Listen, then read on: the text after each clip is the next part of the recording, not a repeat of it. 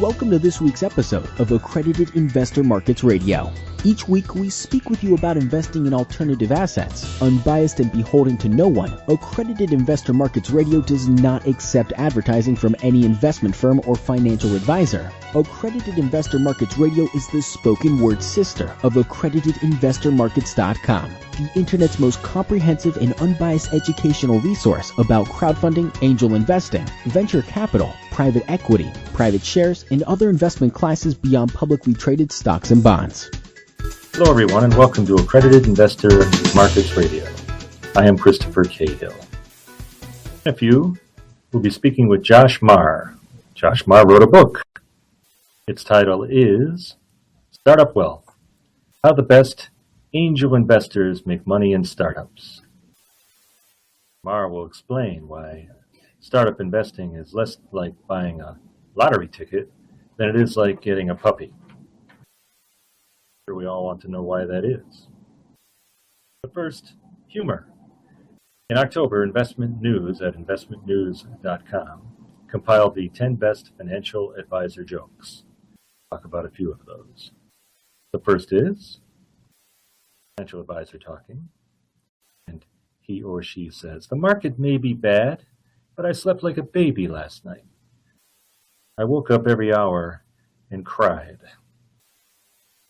You've heard that one before. I know I have. I heard it back in 1990 on a great album called You Ought to Be Here With Me by the matchless country singer George Jones. And it's a heartbreak song.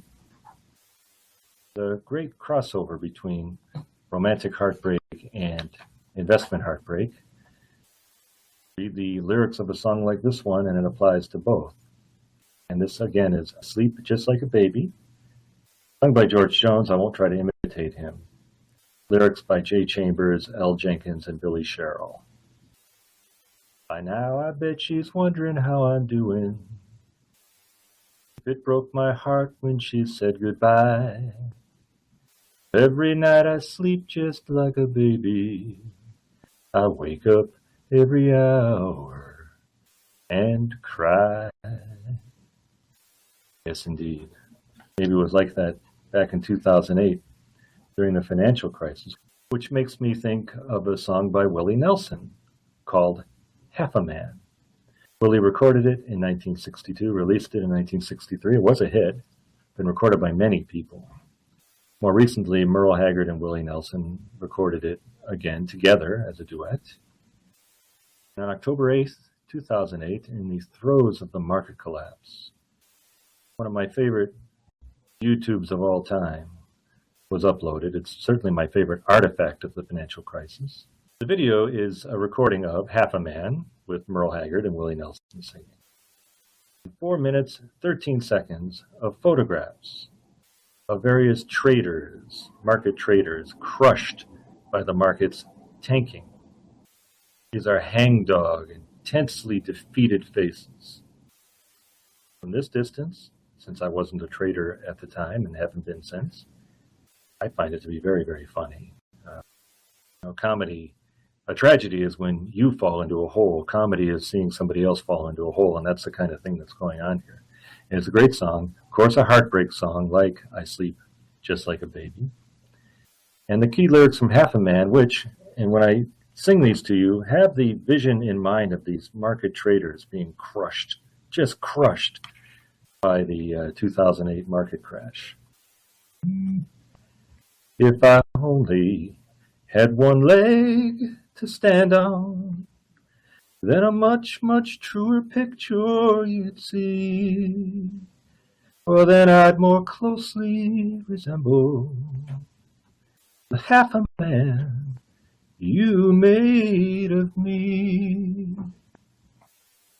Yes, romantic heartbreak and the heartbreak of losing in competitive capitalism are parallel. So let's look to the last of the 10 best financial advisor jokes from Investment News.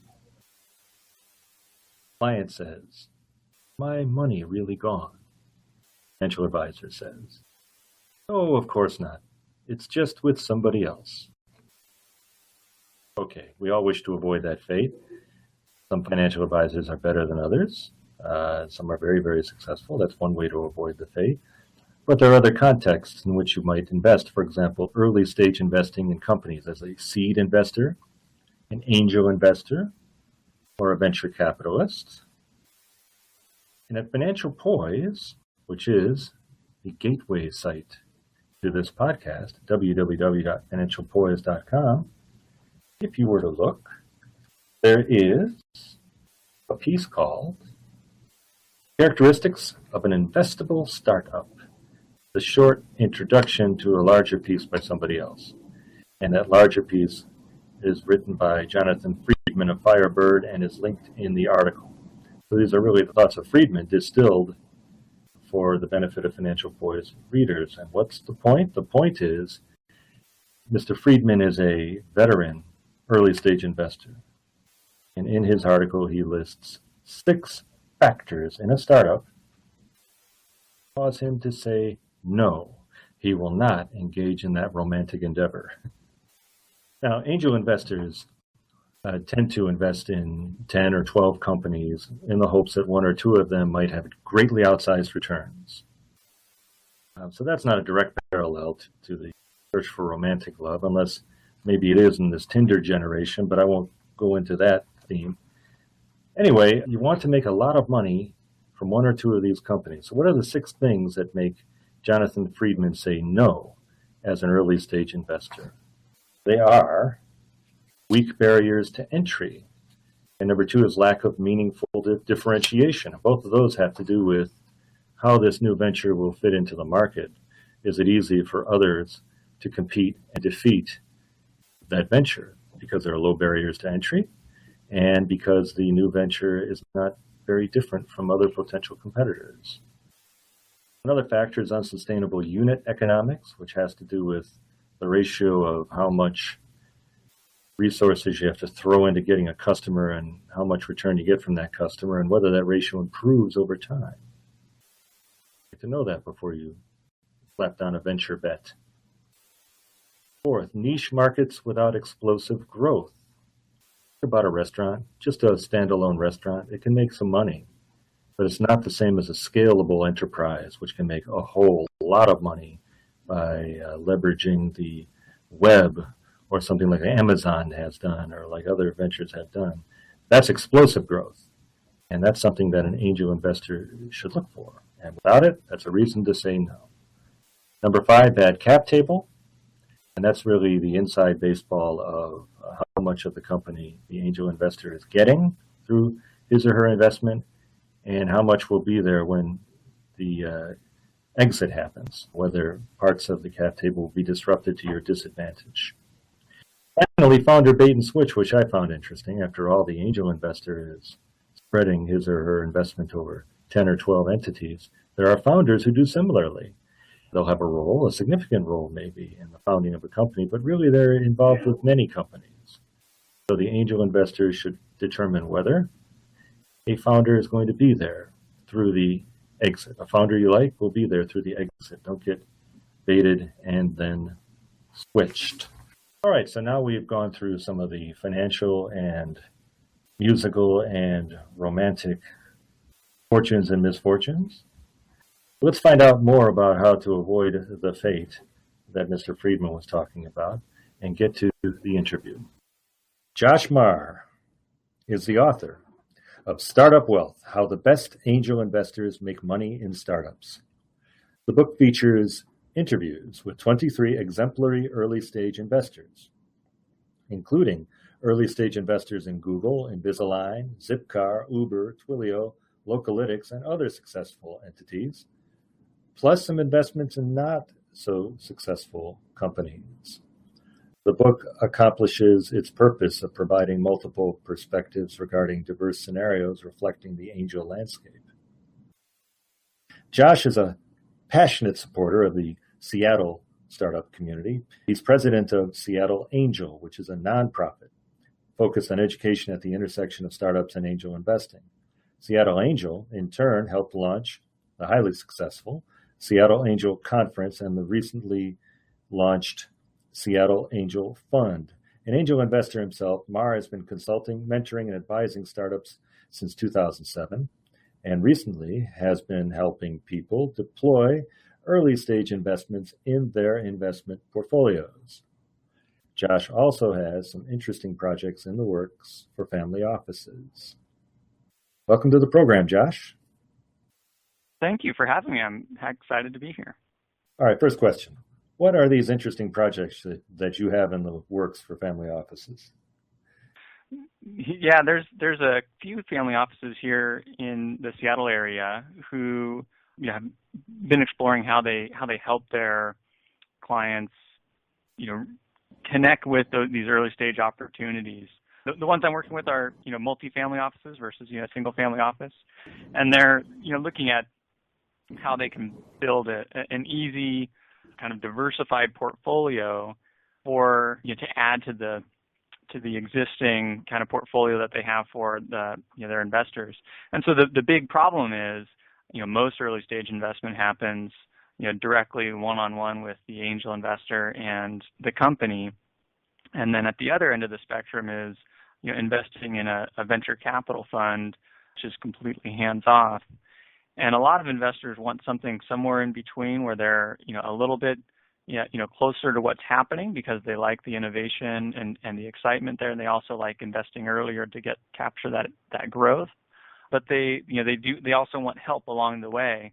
And so for their public market stuff, it works great to have the family offices, investment professionals help them. And for the early stage markets, it's not really there yet. And so these folks who I'm working with are trying to offer this to their clients as looking at investing in the entire spectrum of companies on the public and private.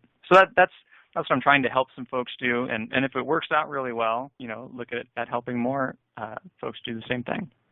And not so bad for startups either to have another large source of capital. Yeah, not bad at all. It's definitely good to connect more good entrepreneurs with good capital. Excellent. Maybe you've started to answer the second question, which is that we've had East Coast Angel. I think of you as a West Coast Angel, Josh. We've had East Coast Angel David S. Rose, who's New York-based, on the show to discuss angel investing. How do you distinguish angel investing from other early-stage investing? Yeah, David's a great investor, and I think he distinguishes angel investors in a similar way that I do. And the way that I would distinguish those things, the angel investors really are the people who are individually allocating their own personal capital. And so I guess that really the corollary to who is an angel investor in private markets to who would be the corollary in a public market. And the corollary in a public market is really just a retail investor who's picking companies to invest in. They're a stock picker in public markets. That would be the equivalent there. And the angel investor in private markets is the person who's picking companies themselves, investing their money directly into those companies. In difference to any other early stage investor, which may be a corporate entity, it may be a small venture fund, which that's actually something that's cropping up a lot more, where people are raising smaller funds in the $20 to $50 million range, with only one or two people working at the fund and allocating that capital on a professional basis. The other one that's cropping up in the early stage space is the crowdfunding space. And so that space, looking at like AngelList and Our Crowd and Dream Funded, these online portals where people are making those early stage investments. A lot of the people who are making the investments are individuals, but they're making those investments alongside other people. So they're kind of following a professional investor, even though they're making their own investments. And many institutions are starting to look at these online platforms as ways to get access to earlier stage companies.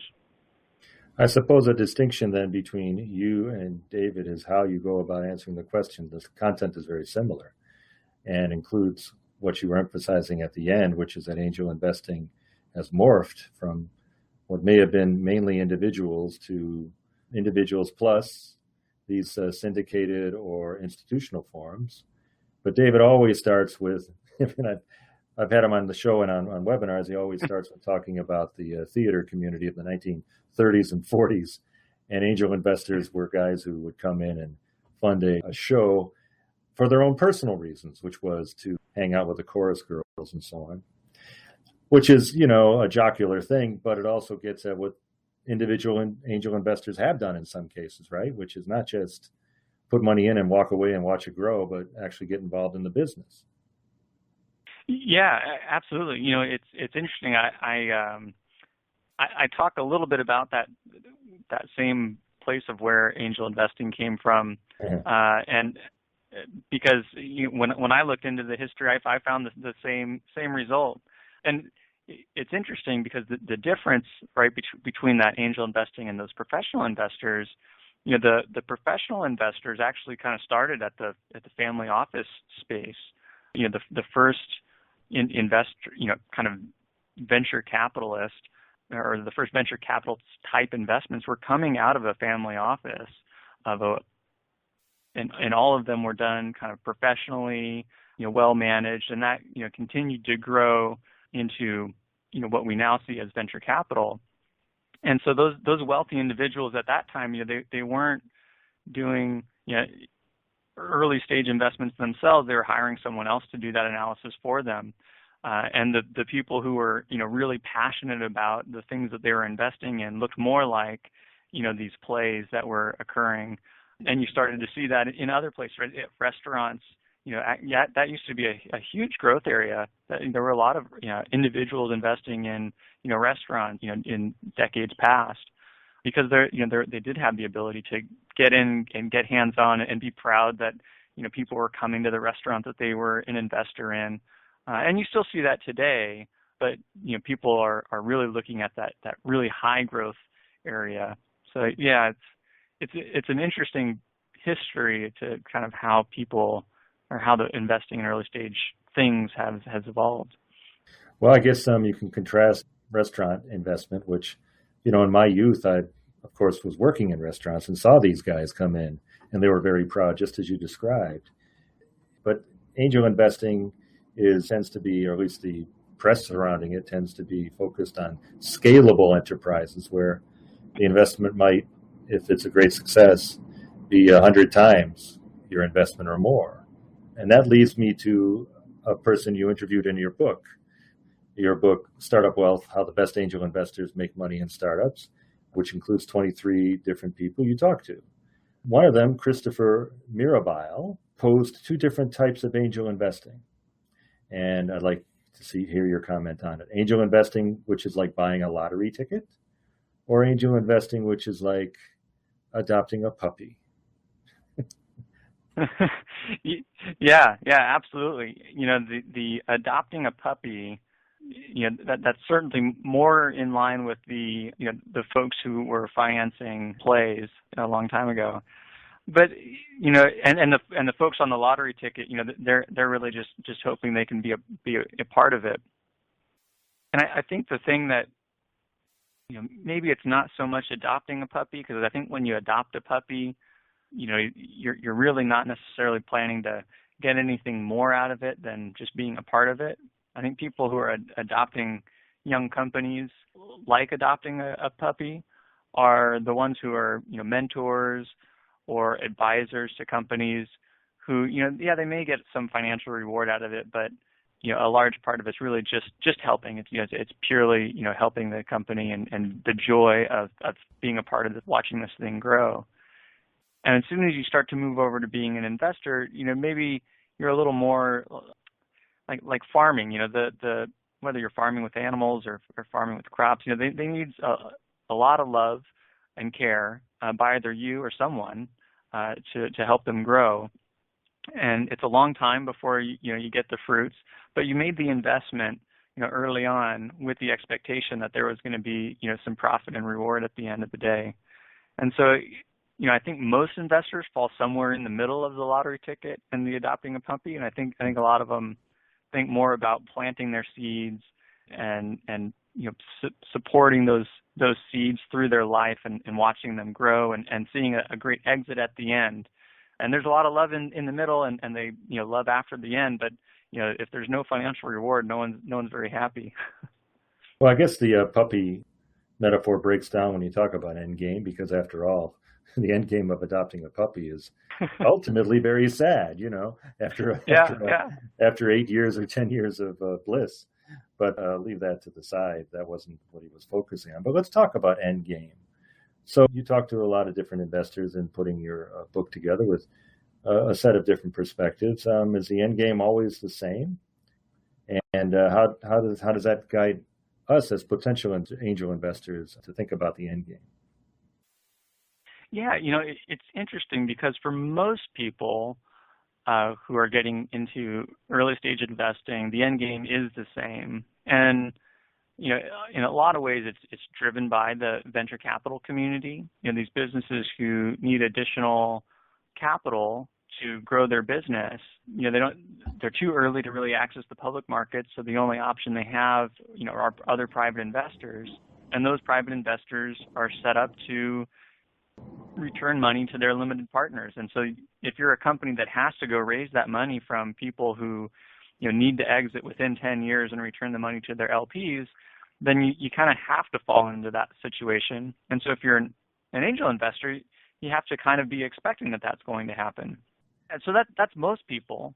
Then there's this group of people who started to think about it a little bit differently. There's a gentleman by the name of Basil Peters from Vancouver, British Columbia. He wrote a book called Early Exits. Really focusing on how do you invest in companies that are, going to sell earlier instead of, be these really long IPO type of companies. There's also a group of people who started to think about, what if I invest for profit in companies that have a positive impact on the world or on society, something that they think is positive. And most people would think of that as something you would do as a philanthropic endeavor. You're going to donate money to someone who's going to improve the world. And there's a group of investors who've started to really think about, well, why don't I invest in these companies and get a return from the investment? And the thing that a lot of those investors have started to realize is that follow-on capital, those follow-on capital sources, there aren't as many of them because the returns in many of these businesses are a little bit lower, but the investors are happy to still get, a multiple on their money back and also see, some incredible impacts on the world. And so those investors sometimes look at things like, revenue redemption from early stage companies. People, you hear Mr. Wonderful on Shark Tank talking about it all the time. He always wants some portion of the profits from the sale per unit. And the investors on the kind of impact space, the impact investing space, there are a lot of high margin businesses that cash flow really well that would support that kind of an investment. But because of the impact side of the business, it may be harder to continue to finance the business, or the business is already at scale with minimal financing. And so the only real option to get that money back out is to do some kind of revenue redemption. And so that's something that's a kind of a different way of what that exit looks like for people. So it's kind of those three, kind of the traditional way, and then kind of, what's happening on the impact space and revenue redemption space, and then, what's happening with folks who are being acquired or bought. Okay. So there's the acquired or bought, and then that really interesting revenue redemption thing, which I don't think is at the front of people's minds when they talk about angels, because everybody's talking about 100 times multiples. So let's say you're more along the standard lines. You're an angel, or you want to be an angel, and you forecast it's a scalable tech business. And if it hits, it'll be great. But if it hits, it will likely need venture capital financing down the road, and then that sort of exit, and that's how you'll make all this fabulous money. When you start at that, when you're at that stage and setting up your investment, are there steps you can take to keep the venture capital part from diluting you too much?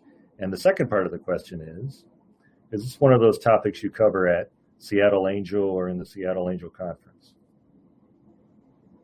Yeah, so there's two ways to think about the dilution of future capital.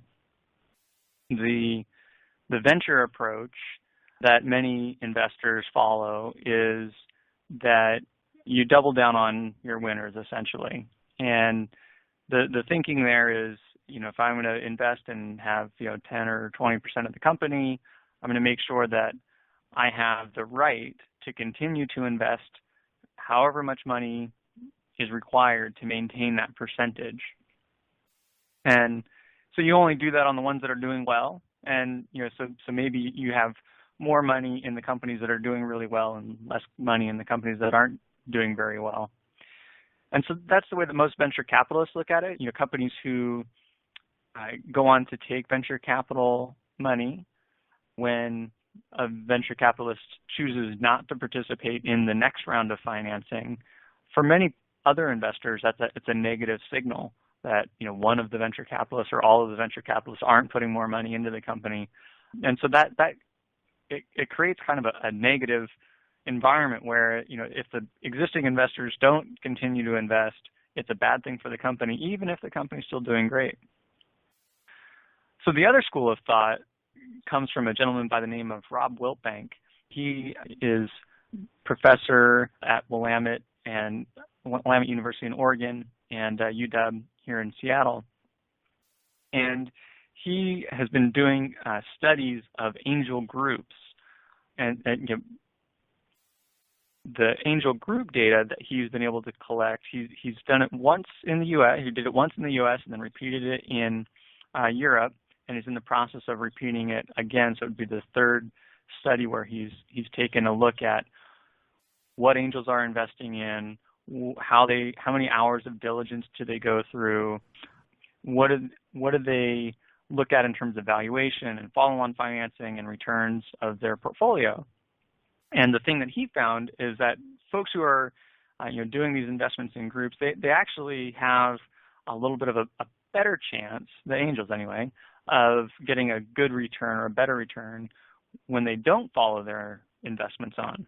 So if a company is doing really well and the next round of financing is coming, Rob Wiltbank's data would say that they shouldn't follow on that round. They should take the money that they were going to put into that company and go find two other companies that were, that are early stage companies that were, the same stage as that company who now needs more financing was when they made the first investment, and invest in two more companies, because the additional number of companies is going to have a better effect on the portfolio than doubling down on the winners. So Rob's data, that part of where he got this data set from is from a few specific angel groups in Oregon.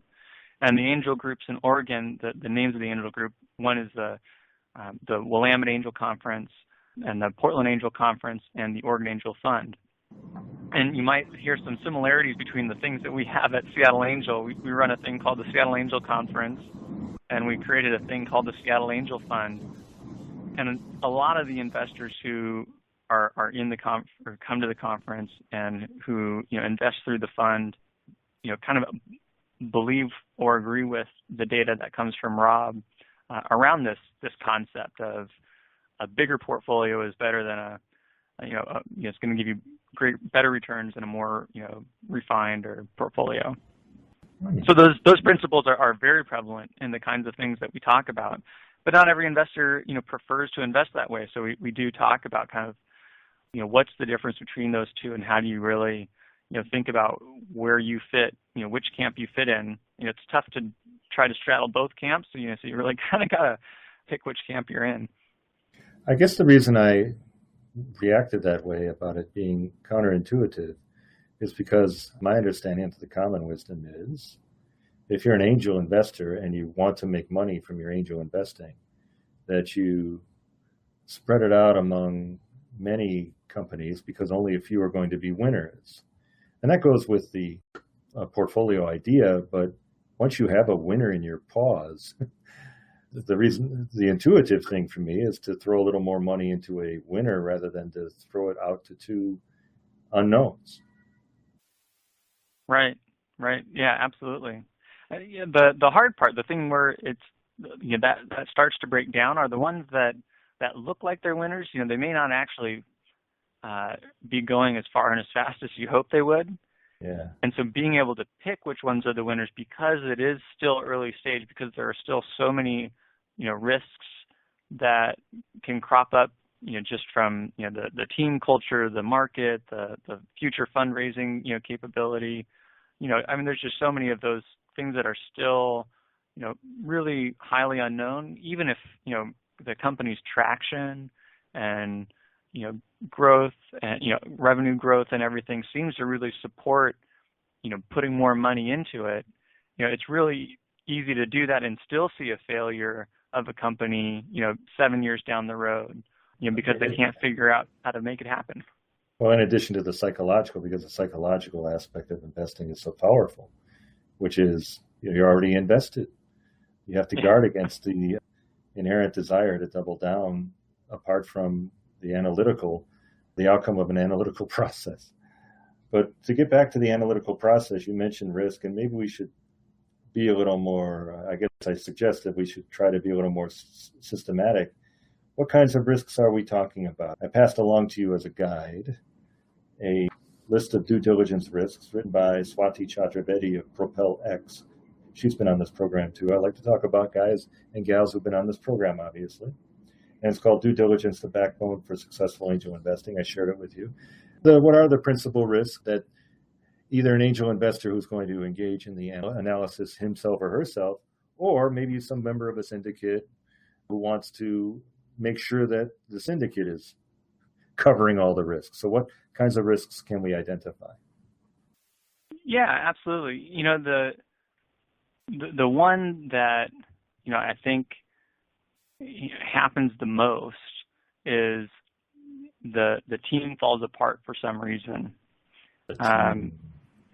Yeah, the number of failures where team was the thing that broke down are really high, and the reason that happens, the reason that it's really high for team, is because there are a lot of companies that have a really small start, and they haven't made it very far, and the team isn't committed, or as committed as they once were, or as they were 2 months before or 3 months before. And so teams fall apart often very early. And so as things progress, you have less team risk. The later the company goes, the further along they make it, that team risk starts to go away to some degree, so long as the company's still around and still alive. That the earliest stages, things like competitors and IP and some of those things that a lot of people worry about. At the very earliest stages, those risks are just so minimal to getting those next milestones. Because they're addressing such a small part of the market when at the earliest stages. And as the company grows and gets bigger and bigger, those things start to really become a problem. And so, as they try to really out-execute, those competitors, and those competitors start to worry about what their IP is, or, they start to worry about, is their technology innovating as fast as this new coming entrant? And so, some of those other risks around, competition and technology and IP, those start to come in as the company gets older and older, and some of those team things start to become, less obvious, or those risks start to get mitigated just by the fact that the team is continuing to grow and execute. Those are, some of the main things. Some of the other areas that are applicable to some businesses and not other businesses are things like the regulatory risks. I talked to a lot of investors who look at things in the medical space, whether it's medical devices or drugs or what have you, and getting through the FDA hurdles and having the right IP strategy is incredibly important in those areas.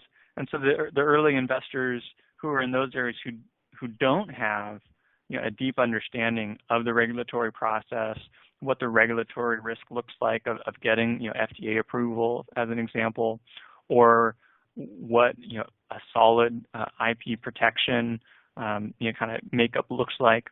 Those the investors who don't understand those things very well in kind of that medical space, they really struggle with, really analyzing, how fast or how quickly that company can grow, because those hurdles, are almost a surprise to many of those investors. Right. I mean, unless they're professionals of that nature, they are operating in the dark. And I guess there are service providers out there that can help reassure investors if the startup brings them in. I'm thinking of CrowdCheck. I think will check your IP to make sure it's kosher for, what's coming. Well, yeah, those are certain risks. I guess I'd like to ask you about your book, one other thing about your book. And that thing is, why did you write it? What moved you to write it? It was actually after an evening at the Angel Conference. The way the Angel Conference works, there's a 12-week cohort where new investors can kind of come into the process, put in a small dollar amount. Investors are only putting in $5,000, and that's all pooled into a fund, and then that fund gets voted on by that group of investors to be allocated to, one of the winners of the companies who've applied to that cohort. So after one of the meetings, during the 12 weeks, after many, many meetings of many conferences and meeting many new investors and trying to help all these people learn to be better investors, I was talking to a few of my fellow organizers around kind of what is the best way to help more investors learn to be a better investor. And we started talking about books that were out there. We talked about other workshops and training programs that are out there. The Angel Resource Institute, ARI, puts out just a ton of workshops for angel groups. So there's content there. There's books like David Rose's book, which is a great book. Brian Cohn, another gentleman who wrote a pretty good book on angel investing. So there's a lot of good stuff out there, and we kept finding that there was still kind of this missing thing, and the missing thing was that people didn't really know who they were as an investor, what kind of an investor they wanted to be. This concept of investing in the lottery ticket, investing in the highest possible outcome, even though that may be the lowest probability of succeeding. There are investors who prefer that. They want to go down that path, and they want to be able to pick, the next fad that's, the company that's going to really take off because everyone in the world or everyone in the country, falls in love with it. You think Facebook and WhatsApp, and you hear all these huge exits, and there are people who want to invest that way, and helping them connect with, mentors and the ways to kind of identify the things that they're doing that are good and things that they're doing that are bad is a whole different set of things than the people who are, looking at, the assumptions that the entrepreneur is pulling together into their financial model and, digging into the day-to-day outcomes of how they're operating and executing on their business. There's drastically different skills. And in the public markets, we talk about it all the time. We talk about, momentum investors and value investors and indexers and all we talk about all that kind of stuff in public markets. And as soon as we look at private markets, we turn all of those things off. That the insight that there are different kinds of investors, we make the assumption that there's only one. And we look at books like David's, which are great, and a lot of people can read David's book and say, I want to invest just like David, and I'm going to read his book, and I'm going to learn everything that's in here, and it resonates with me. I feel comfortable going out and investing in this way. But for all the people who that doesn't resonate with, or who they don't agree with or understand an investor who invests in that way's opinion, it starts to just make it difficult to kind of understand really what the landscape is and to figure out who you are as an investor. And so that was kind of how I got inspired to write this book. Was, there was this gap in, the content that was available, and I wanted to add to all of the other great stuff that was already happening by pulling in all of these people who, have different approaches and different ways to investing, have been doing it for decades, so that, they've seen the good and the bad and the ugly. And, they weren't maybe some of them are out talking about their stuff, and others aren't. There's a gentleman by the name of Bob Bozeman who's in the book. He was an early investor in Google, and like Christopher's chapter, equally incredible and insightful about how he approaches investing. And he's much more on the kind of the momentum side. He is very much on the I'm going to pick the next big thing and really focus on where is the future and what companies or what products are going to fit into the future that I envision, which is different than how Christopher generally looks at the market. So there's that spectrum that wasn't there, and so adding that to the story for people, that was what inspired me to put it out. So you're serving distinctions and approach that are out there that exist, and the purpose of doing that, besides simply exposing people to that, is the same purpose identified by the Oracle of Delphi long ago, which is know thyself, right? If you can recognize yourself, your own dispositions for risk and so on in one of these approaches, one or more, you have a better chance of really understanding what it is you're doing when you're investing. Yeah, absolutely. Well, awesome.